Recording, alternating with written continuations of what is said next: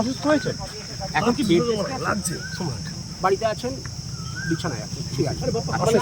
তাহলে তিনি আজ আসতে পারছেন না? কখন বাবু, অনুপত বাবু আজ আসতে পারছেন না? এরপর আমি আর একটা কথাও বলবো না। বারবার বাংলা বোঝেন কি বোঝেন না, না আপনারা যেহেতু আমি তো বলছি তো, মামলা যা হয়েছে বললাম। সেই মামলার সে মামলার আমরা বিষয়ে জানতে আপনারা চাইছিলাম কোর্টে জেনে নিন।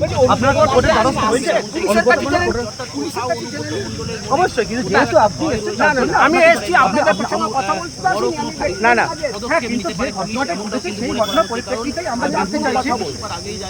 যা বলার বলুন। একটা ঘটনা ঘটেছে আপনি নিশ্চয়ই দেখেছেন এবং সেটা নিয়ে সমালোচনা ঝড় হয়েছে। গগনের এই যে সরকার কোনো ফোন কল অনুব্রত মণ্ডল মিথ্যা এআই এর মাধ্যমে করা হয়েছে। আচ্ছা আচ্ছা, মানে এই যে ফোন কলটা সরকার অনুব্রত মণ্ডল ঘনিষ্ঠ দেবব্রত সরকার তিনি ক্ষমা চাইলেন আমরা দেখলাম পার্টির নির্দেশে। আপনি এই তো বলছেন পার্টি AI যা এর নির্দেশ দেবে অফিসে। অনুব্রত মণ্ডল তাই করবে। পার্টিকে জানিয়েছেন যে AI এর মাধ্যমে করা হয়েছিল? দল যা করার করবে। না পার্টি কি জানতে দলের উপরে অনুব্রত মণ্ডলের ভর না, আমি দল যা বলবে তাই করবে। মানে সেটা অনুগত সৈনিক মমতা বন্দ্যোপাধ্যায়ের অনুগত সৈনিক। আমার বক্তব্য AI এর মাধ্যমে করা হয়েছে, আপনি আমার থেকে অভিযোগ করলেন, তাহলে সেটা কি দলকে জানাননি? মানে AI এর জন্য ক্ষমা দল চাইতে হলো?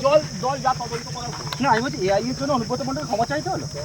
দল যা নির্দেশ দেবে তাই করবে। মানে দল বলেছে যা বলেছে করে। দল ক্ষমা চাইতে বলেছে বলে ক্ষমা চাইতে, মানে সেটা AI এর জন্য হলো যা হোক, যা দল বলবে তার বাইরে করবে না। অনুব্রত মণ্ডল দলের অনুগত সৈনিক, মমতা বন্দ্যোপাধ্যায়ের সৈনিক, তিনি যা দল নির্দেশ দেবে তার বাইরে এক কিন্তু পা হাঁটবে না। থানার আইসি যে ভয়ঙ্কর অভিযোগ করলেন, সেটা সরকার দেখবে, পুলিশ প্রশাসন দেখবে। মানে এই অভিযোগ আচ্ছা, অডিওটা লিক কিভাবে হয়ে গেল? কি মনে হচ্ছে এই রেকর্ডিংটা লিক হয়ে গেল? এটাতে বিজেপি যুক্ত থাকতে পারে, দলের একাংশ যুক্ত থাকতে পারে।